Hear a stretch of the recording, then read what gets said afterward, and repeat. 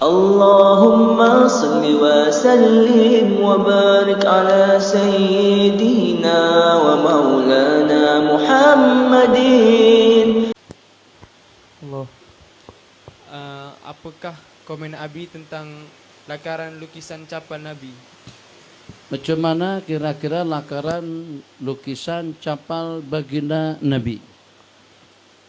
Pertama, itu lukisan atau misal, bahasa Arab disebut dengan misal na'lir Rasul sallallahu alaihi wasallam, itu direka atau digambar oleh ulama mu'tabar.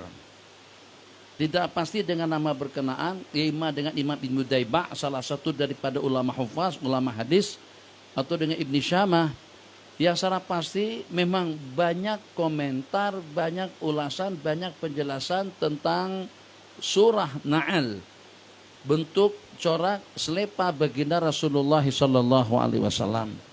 Jadi komentar dan juga dengan sanjungan pujian yang secara pasti kita tidak ingin ifrat, tidak juga tafrid, tidak hulu melampau keterlaluan, tidak juga dengan kita dengan bahasa tafrid.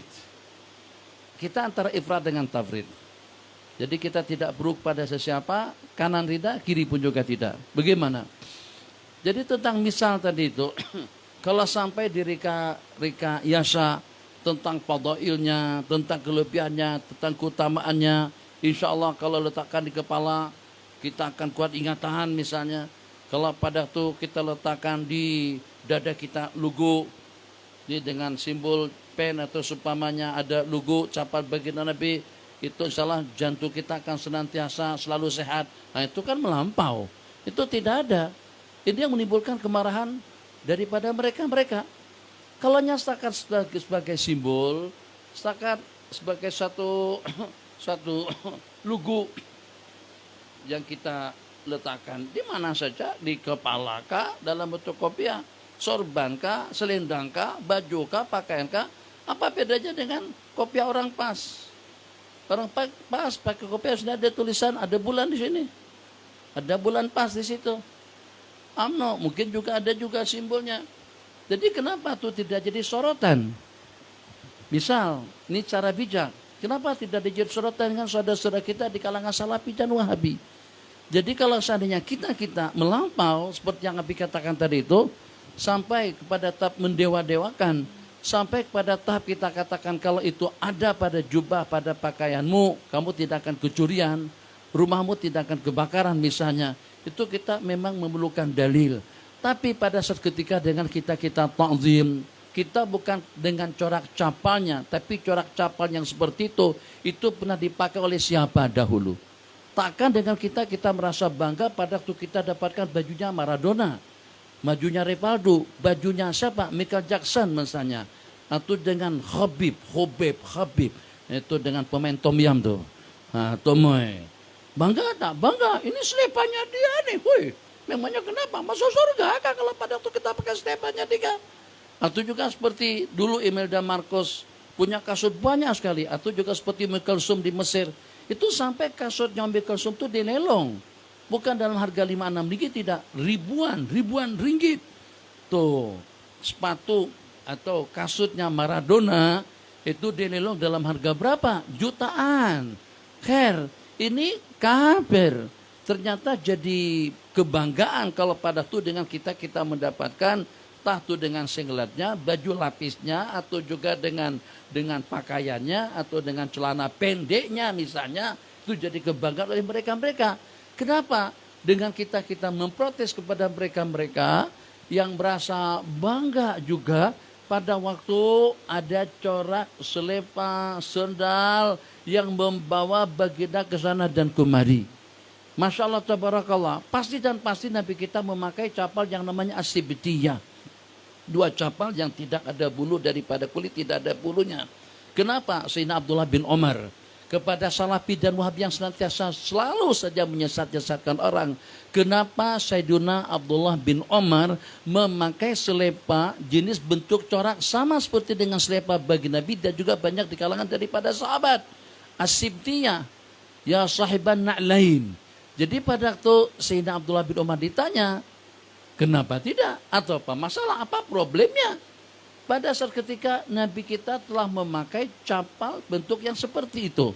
Khair. Jadi dengan seumpama kita kalau nak memakai seumpama capal bagi Nabi, jelas pasti dan pasti itu sudah tidak ada.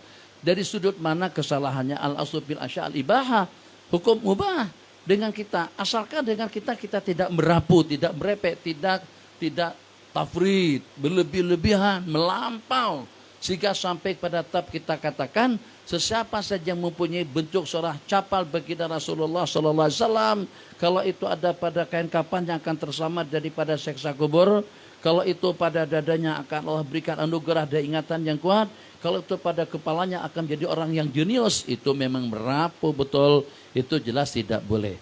Tapi kalau sekedar dengan kita takzim sebagai tanda hormat kita, sebab macam manapun ada, pastikan tengok ke museum-museum atau museum-museum bentuk capal bagi Nabi memang seperti itu. Terus kita lukis, kita gambar, kita bordir atau kita apa bordir bahasa sini? Kita yang mesin tuh untuk buat bentuk corak, kita sulam bentuk capal baginda pada baju jubah kita atau pada pakaian kita sebagai tanda takzim kita kepada corak bentuk capal yang itu pernah ada di telapak kaki manusia yang paling mulia. Dengar, supaya kita dapat memahami tentang hormat takzim sebagian kita yang sampai pada tahap itu.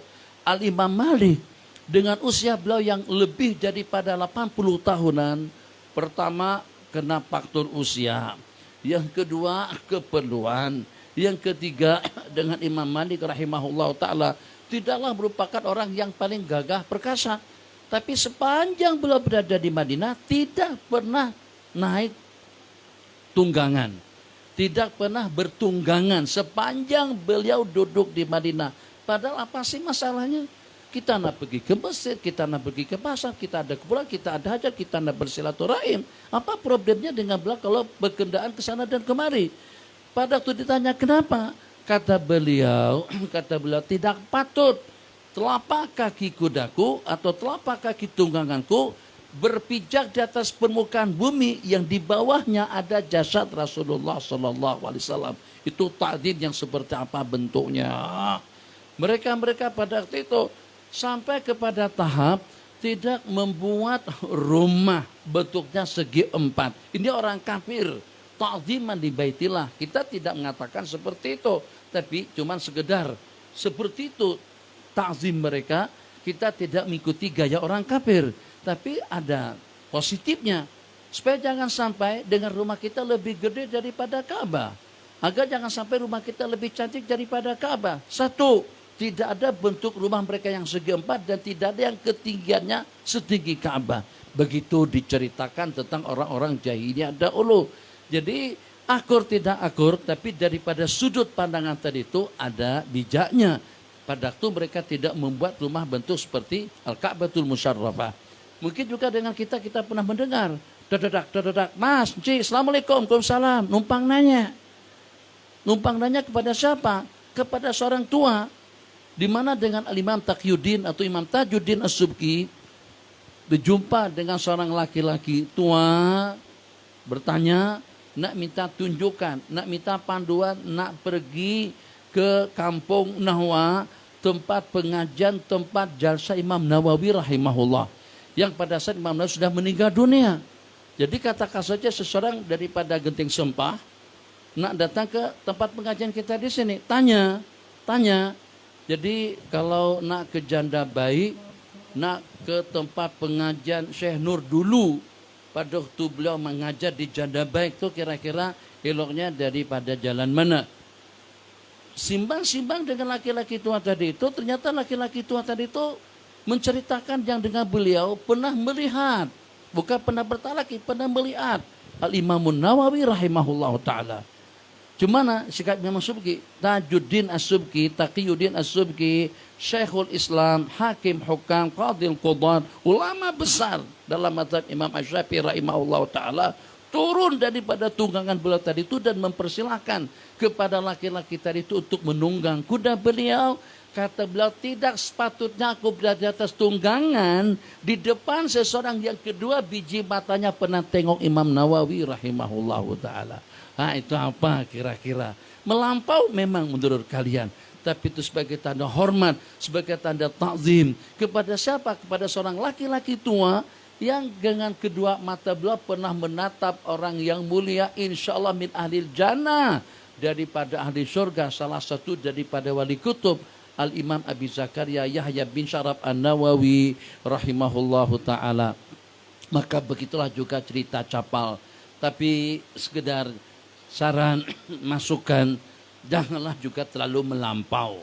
Jadi jangan sampai kita memancing kemarahan orang. Sini capal, sini capal, sini capal, hidung capal, lutut capal, itu dah tidak betul.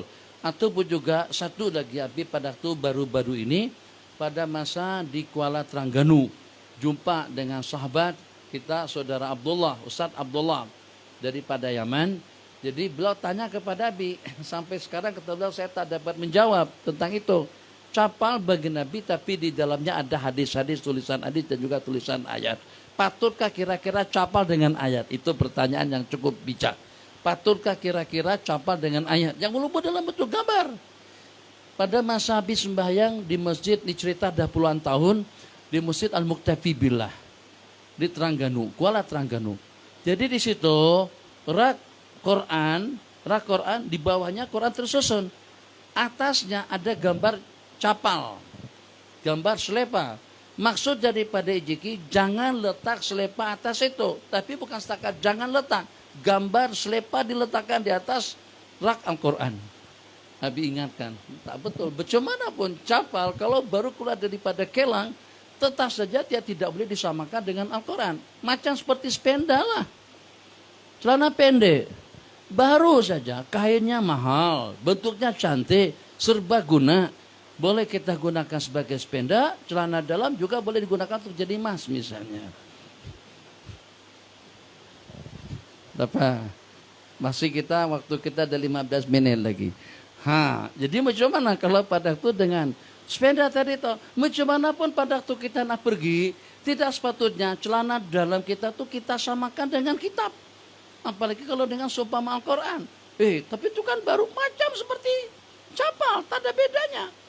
Yang walaupun capal baru keluar daripada pabrik, baru dibuat, harganya mahal. Tetap tidak selayaknya di beg pakaian kita itu, pakaian-pakaian kita susun, terus atasnya ada kasut, ada capal atau sepatu. Pada masa yang sama di sampingnya ada buku panduan tawafkah, ada kitab manasika atau juga buku-buku agama. Jadi bukan masalah baru atau juga tidaknya, tapi di mana kita gunakan capal dan di mana kita memakai celana dalam. Itu yang sewajibnya. Jadi kita elakkan. Jadi kalau ada tulisan-tulisan pun, tulisan tentang sanjungan dan pujian, tapi jangan sampai bentuk corak capal tadi itu ada tulisan Allah kah, Muhammad Rasulullah kah, atau ada tulisan-tulisan seumpamanya. Sebab capal itu melambangkan simbol kepada yang kita letakkan di kaki, sementara Allah dan Rasulnya dan juga dengan Al-Quran itu adalah merupakan wahyu, merupakan kalimat mu'azzamah, kalimat yang mulia di sisi Allah Subhanahu wa taala. Waj'alil hijabal a'zama hayata ruhi wa ruhahu sirra haqiqati.